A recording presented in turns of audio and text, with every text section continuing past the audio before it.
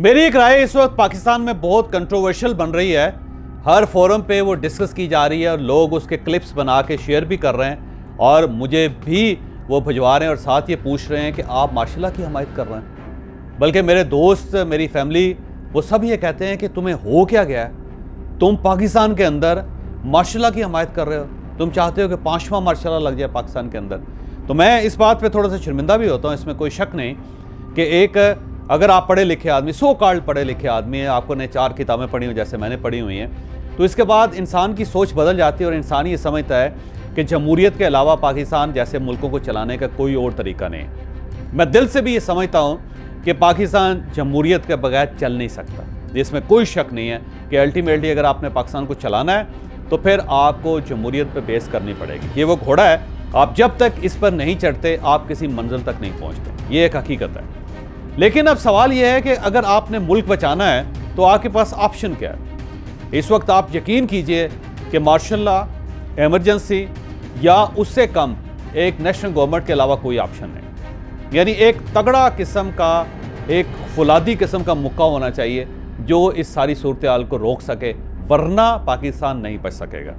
अब मैं दोबारा ये कहता हूँ कि मेरी फ़िलासफ़ी के बिल्कुल उलट है जिन ख्यालात का मैं इजहार कर रहा हूँ कि पूरी ज़िंदगी हमने डेमोक्रेसी के लिए एफ़र्ट की, हमने जद्दोजहद की, हमने इंसानी हकूक़ की बात की, हमने दुनिया को कहा कि पाकिस्तान अगर चलना है तो यहाँ पे फ़ौजी आमर के ज़रिए नहीं चल सकेगा।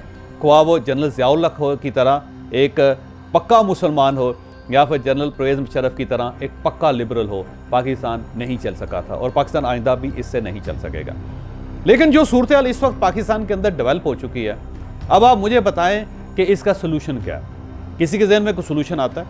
यानी पंजाब के अंदर देखें कि वहाँ पे एक चीफ मिनिस्टर साहब है जो दस्तूरी तौर पे अब चीफ मिनिस्टर नहीं रहे, उनके पास कोई इख्तियार नहीं है क्योंकि असम्बली तोड़ चुके हैं। लेकिन वो चीफ मिनिस्टर की कुर्सी पर बैठ के ये कह रहे हैं कि अगर इलेक्शन कमीशन ने किसी निगरान चीफ मिनिस्टर का तयन किया तो हम उसे कबूल नहीं करें।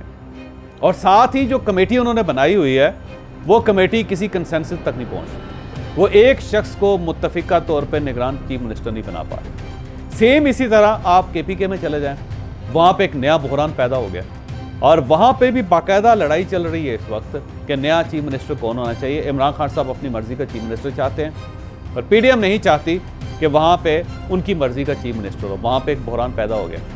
फिर खैबर पख्तूनख्वा के अंदर अब भत्ते की पर्चियाँ दी जा रही, वहाँ पर तालिबान बाकायदा मौजूद हैं और आप किसी गवर्नमेंट ऑफिसर से पूछ लें या आप किसी सियासतदान से पूछ लें, वो आपको ऐसी ऐसी कहानियाँ सुनाएगा कि आपके रोंगटे खड़े हो जाएंगे। बल्कि मुझे चंद दिन पहले 2 सियासतदान ये बता रहे थे कि वहाँ पे जो सरकारी ठेके होते हैं उसमें तालिबान का 8% होता है। यानी आपने अगर सरकारी ठेका ले लिया है तो आपको एक फ़ोन आएगा, उनसे कहा जाएगा कि इस ठेके में आपने 8वां हिस्सा 8% आपने 8% हमारे लिए साइड पे कर देना और हमारा बंदा आएगा और वो आपसे पैसे ले जाएगा। और फिर बंदा आता है और फिर बाकायदा पैसे दिए जाते हैं। फिर उसके साथ साथ आप वफाकी हुकूमत देख लें, उन्होंने 35 पहले MNA PTI के पहले उड़ा दिए, 35 उसके बाद जुमे को उड़ा दिए।